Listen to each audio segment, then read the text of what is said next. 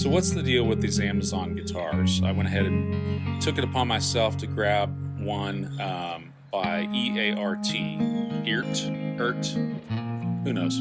Anyway, plenty of reviews about their guitars out there, and I did a set of modifications that I would do to almost any Telecaster. I put a Bigsby vibrato on it. I put a set of my favorite TELE pickups currently, FISHMAN GRISTLE-TONE. It's from their FLUENCE line. They're just a great set of TELE pickups that KOCH developed with FISHMAN.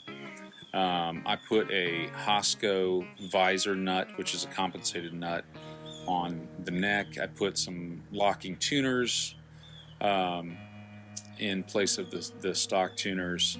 And then I used a Wilkinson bridge that has roller saddles, and there's 6 of them, 6 roller saddles, but they're brass.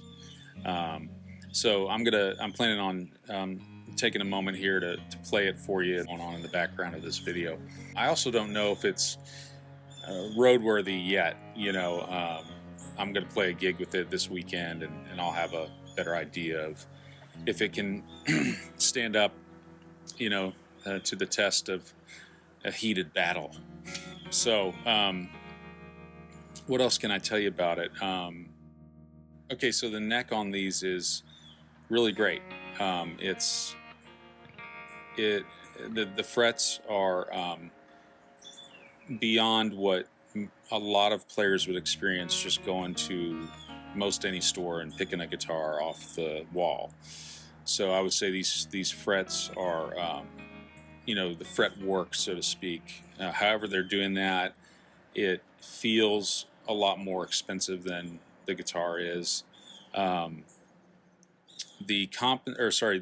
compound radius, that's a new feel for a lot of people, and it's a pretty radical radius. I would say down by the nut, it feels really old school, and then that graduation to a flatter radius up the neck, that takes some setting up. You need to know how to set up the guitar. You need to be able to probably file some nut slots and do some saddle heightening and intonation work to really understand.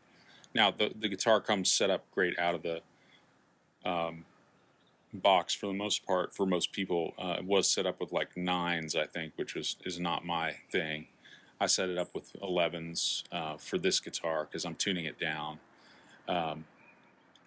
So you need to know some setup work if you want to mod these things. And I did, honestly, I put about $700 worth of parts on this thing.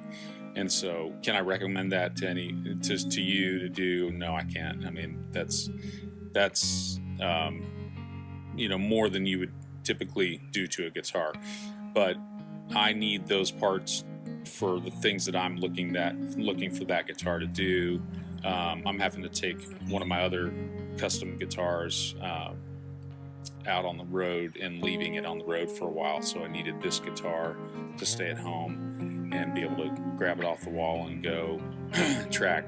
So that's kind of my spiel on the guitar, and just the fact that you can find okay, so the body sounded better than I thought it would too. So the neck and the body, the wood quality is better than I thought it would be.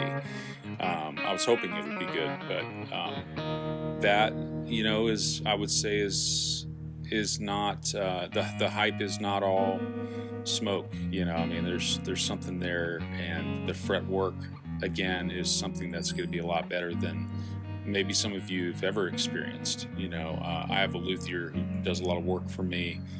He builds me guitars, and his fretwork is flawless. So it's, you know, it's I'm not going to say that the Amazon guitar, the Eart guitar, has the same level of sort of customized, the feeling of being made by a great player. You know, my guitars typically have been built by great players as opposed to a factory guitar.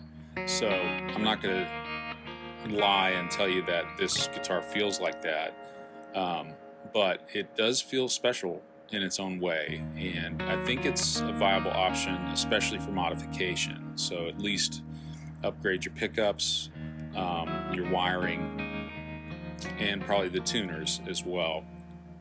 And yeah, that's it for now. Maybe I'll share more about the little guitar some other time. Take care.